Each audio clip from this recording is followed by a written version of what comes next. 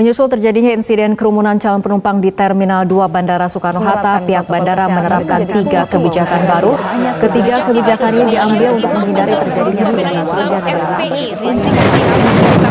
protokol kesehatan. Peningkatan jumlah kematian karena COVID-19 tidak lain dan tidak bukan karena disebabkan oleh banyaknya kerumunan yang terjadi di lingkungan sekitar.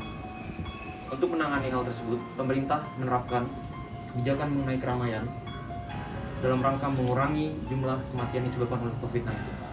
Di sini saya akan membahas analisis SWOT mengenai kebijakan keramaian yang diterapkan oleh pemerintah. Yuk kita simak.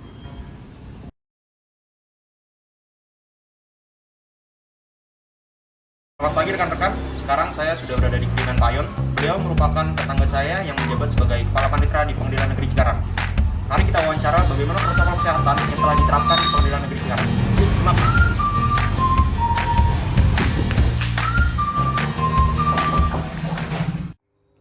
Baiklah rekan-rekan, sekarang saya sudah berada di kediaman Bapak Edi Wiono. Beliau merupakan Kepala Panitera di Pengadilan Negeri Cikarang. Langsung aja yuk simak bagaimana sih protokol kesehatan yang sudah diterapkan di Pengadilan Negeri Cikarang. Baik Bapak, sebelumnya terima kasih karena telah mau disita waktunya sebentar. Pak, bagaimana sih protokol kesehatan yang diterapkan di Pengadilan Negeri Cikarang? Baik, Mas Emil Aisyah.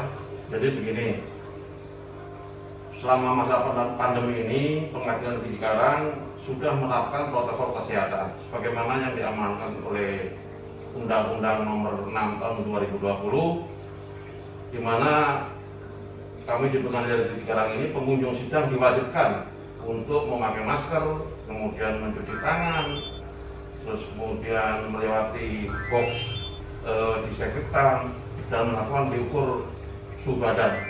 Sehingga hal ini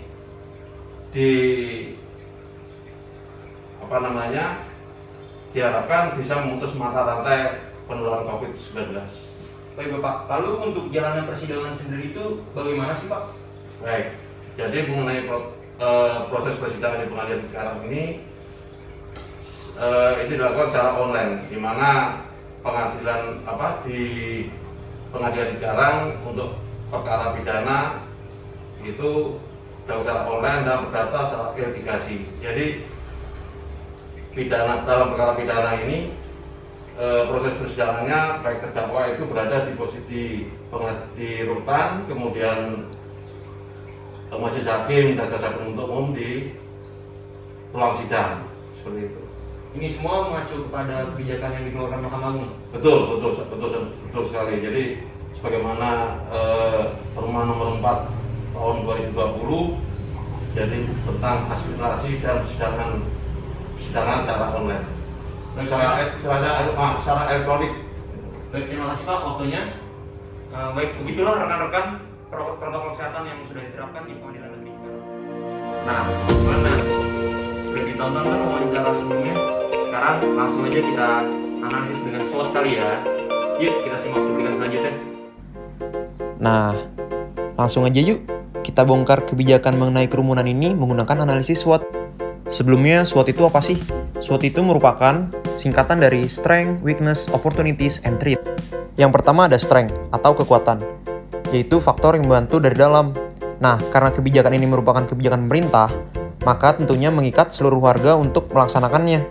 Yang kedua ada Weakness atau kelemahan, merupakan faktor penghambat dari dalam. Contohnya, kurangnya sosialisasi membuat masyarakat tidak terlalu aware akan kebijakan ini, ditambah lagi kurangnya kepedulian dari masyarakat. Selanjutnya ada opportunities atau peluang, yaitu faktor yang membantu dari luar, seperti banyaknya peningkatan kasus kematian yang disebabkan oleh COVID-19 dapat mendorong kesadaran masyarakat untuk lebih aware lagi. Dan yang terakhir ada threats atau ancaman. Ancaman sendiri merupakan faktor penghambat dari luar, seperti faktor ekonomi, yang memaksakan masyarakat untuk tetap melakukan kegiatan yang memicu kerumunan, seperti jual beli di pasar, yang dapat menjadi penghambat diterapkannya kebijakan tersebut. Maka dari itu, yuk mulai sekarang kita lebih aware lagi dan peduli dengan kebijakan-kebijakan yang dikeluarkan oleh pemerintah. Nah, jadi kayak gitu kurang lebihnya mengenai analisis SWOT tentang kebijakan kerumunan yang dikeluarkan oleh pemerintah. Yuk mulai sekarang kita bantu pemerintah untuk memutus mata rantai penyebaran COVID-19 supaya kita juga bisa beraktivitas normal lagi.